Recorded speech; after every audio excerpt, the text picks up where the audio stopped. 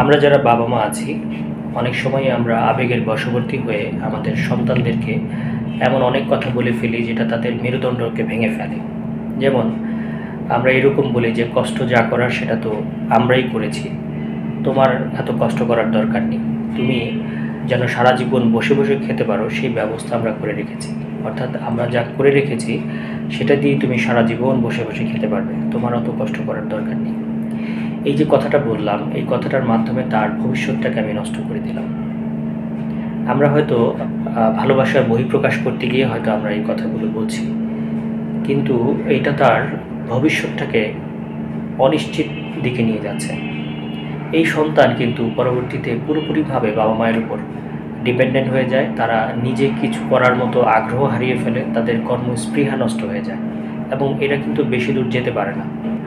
এই সমস্ত সন্তানরা কিন্তু মাদকে আসক্ত হওয়ার একটা সম্ভাবনা তৈরি হয়। মাদক কেন, অন্যান্য বিভিন্ন নেগেটিভ অ্যাক্টিভিটিসে যুক্ত হওয়ার কিন্তু সম্ভাবনা তৈরি হয়।